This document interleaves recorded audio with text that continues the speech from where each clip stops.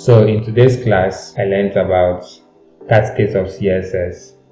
I learned about specificity, and under specificity, I learned about the ID selectors. I learned about the class selectors, and I learned about the type selectors. And then going further, I also learned about how to use the selectors in my CSS files, and I learned about the inheritance. I learned about inheritance and how to use inheritance in my CSS and when inheritance comes in, and learned about the rules, the rule order of CSS. Looking at this whole thing, you got to understand that there are order to which your CSS files are positioned, else they would not work, and you have to use these selectors properly for your CSS files to work. Other than missing out on it, you are going to be having issues if they are not placed properly, and so this is where rule order comes in. And then I was able to work on some problems which Odin gave me in their GitHub profile. I was able to work on it, although I had issues. I pondered over it, and then I really tried to solve what I could solve, but still I still battled with it. And then, but till now, I won't tell you that I've completed the whole thing, but I'm still working on it. I just dropped by to make this video and clock my day 3 of building something for the future.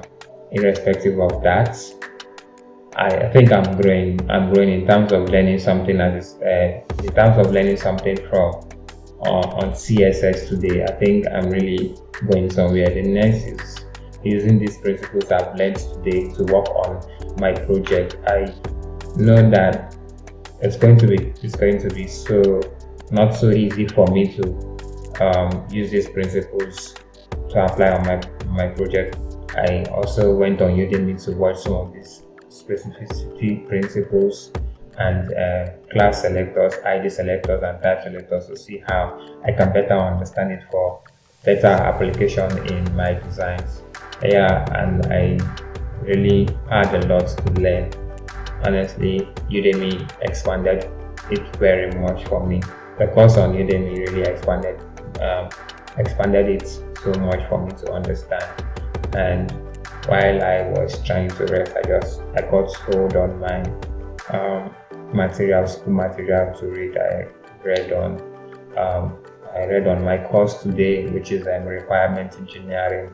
So I looked into it and then decided to learn a bit about what I could grab from there, and then see how more that I learned on requirement engineering was the interview phase, where the requirement engineer is expected to interview stakeholders,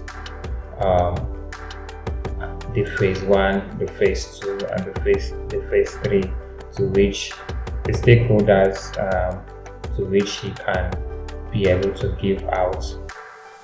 state out the problem of the product. So other than that, I think this is what I've learned so far. This is day 3 of clocking the challenge of building something for my career. And I'll see you in day 4. Thank you very much.